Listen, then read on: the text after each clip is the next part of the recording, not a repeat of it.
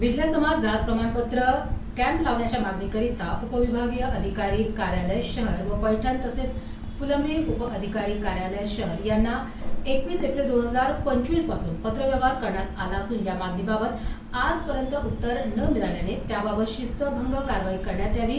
या मागणीकरिता एकलव्य आदिवासी भिल्ल समाज उन्नती सामाजिक संस्था महाराष्ट्र राज्य यांच्या वतीने जिल्हाधिकारी कार्यालय येथे शेखनाथ मोरे यांच्या मार्गदर्शनाखाली बेमुदत आमरण उपोषणास सुरुवात करण्यात आली आहे।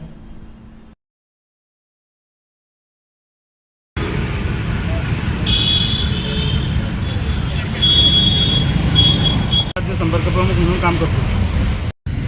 एकलव्य सामाजिक संघटनेने उपोषण चालू आहे, तुम्ही पाठिंबा दिला संघटनेकडून, काय मागण्या होत्या नेमका?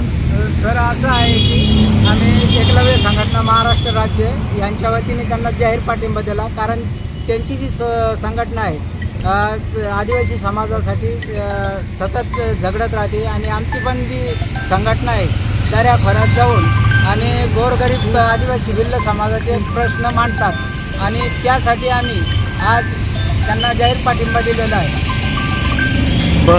मागण्या काय काय आहे नेमके? तुम्ही याच्या अगोदर प्रशासकीय लोकांना काही निवेदन वगैरे दिली होती का? सर आज 30 ते 40 वर्षापासून आमची संघटना कार्यरत आहे आणि त्यासाठी आम्ही प्रशासनाविरोधात किंवा प्रशासनाला कलेक्टर ऑफिस असो पोलीस आयुक्त असो यांना पण सतत निवेदनं आम्ही दिलेली आहेत। ते आमच्या निवेदनाची दखलसुद्धा घेत नाही आजपर्यंत। आजच्या दिवसापासून असेच पुढे आंदोलनं किंवा रस्ता रोको आम्ही करत राहणार। तुम्ही एवढी टोकाची भूमिका घेतलेली आहे उपोषणाची, तर तुम्हाला कधी भेटण्यासाठी आलं का प्रशासकीय नाही, विभागाचं? आजपर्यंत कोणीतरी दखल घेतली नाही सर। आजपर्यंत कलेक्टर असो किंवा तहसीलदार असो LDO असो यांनी आमचे प्रश्न जसेच तसे ठेवलेले आहेत। आपली पुढची भूमिका काय असणार आहे? आमची पुढची भूमिका अशी आहे, जर मागण्या नाही झाल्या तर पुढची भूमिका अशी आहे की आम्ही लाखोच्या संख्येनं या कलेक्टर ऑफिसवर खेकडा मोर्चाचं आयोजन करण्यात आलेलं आहे। आपलं नाव? मंजित गायकवाड, एकलव्य संघटना शहरातून। संघटनेच्या माध्यमातून उपोषण चालू आहे। दादा, तुमच्या मागण्या काय आहेत, प्रमुख मागण्या? बघा, आमच्या मागण्या म्हणजे संस्थेनं एकलव्य आदिवासी सामाजिक संस्था जी आहे ते रात्रंदिवस आदिवासींच्या मागण्यासाठी झटतात।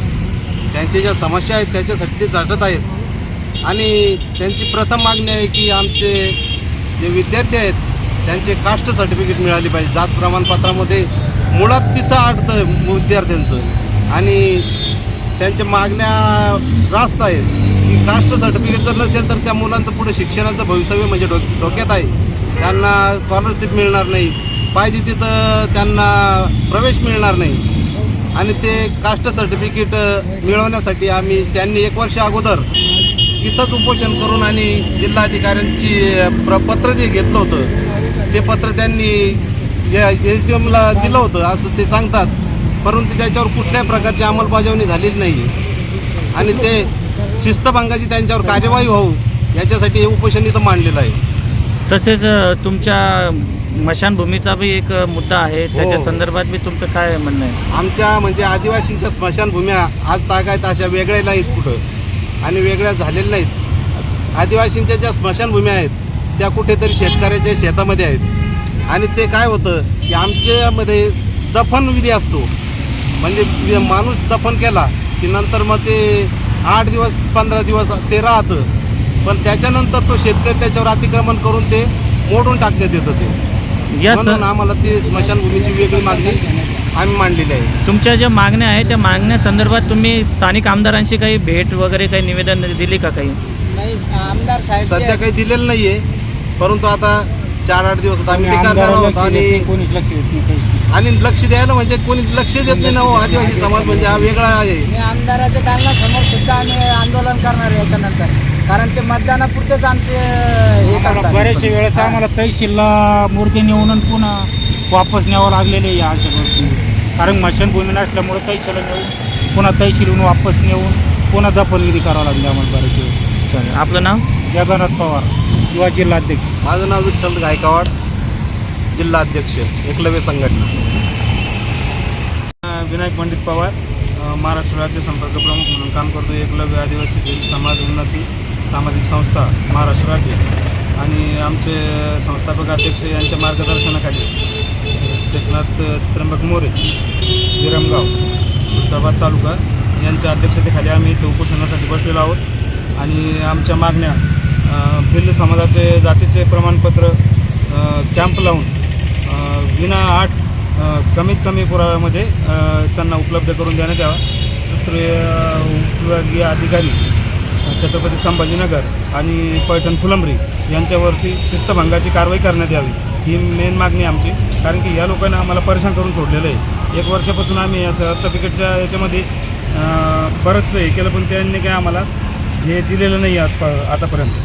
आणि भिल्ल समाजाची स्मशानभूमीची जागा उपलब्ध करून द्यावी आणि निवासासाठी केलेलं अतिक्रमण आदिवासींनी ज्या ठिकाणी समजा अतिक्रमण गायरांमध्ये असेल किंवा वन विभागाची जमीन असेल ती त्यांच्या नावाने करून घरकुल बांधण्यासाठी त्यांना उपलब्ध करून देण्यात यावं. आणि 60 ते 70 वर्षापासून जी जमीन कसत आहे आदिवासी समाज भिल्ल त्यांना ती जमीन त्यांच्या नावाने करून देण्यात यावा.